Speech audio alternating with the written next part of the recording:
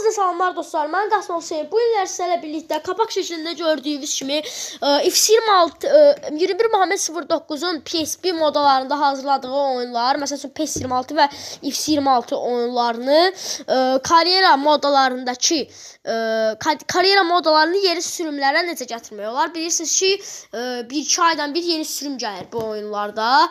Ona görə də hər yeni sürüm gələndə sizin karyeranız silinir. Lakin mən bu sizə onu göstərəcəm ki, karyeranız artıq silinməyəcək.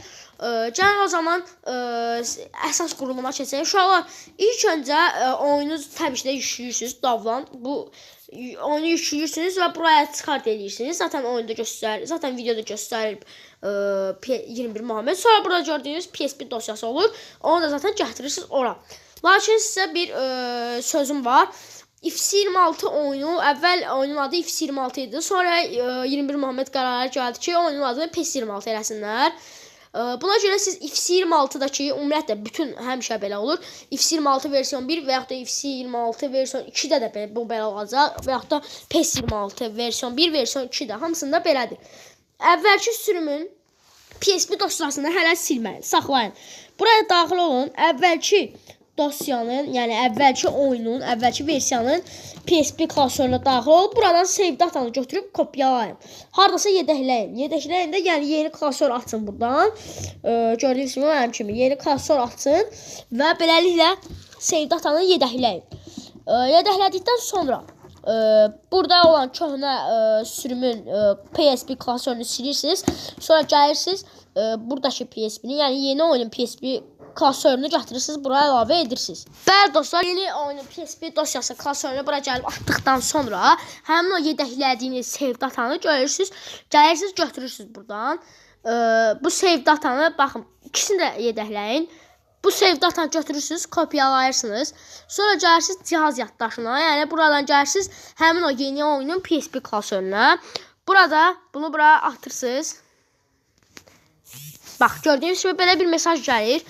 Faylın üzərinə yazılsın. Burada bütün faylları tətbiq edin, basın və yenidən adlandırına basın. Gördüyünüz kimi, bəli. Və beləliklə gördüyünüz kimi bütün hər şey gəldi. Save datanın içərisinə düşdü. Buradakı save datanın ən önəmli bir dənə yeri var.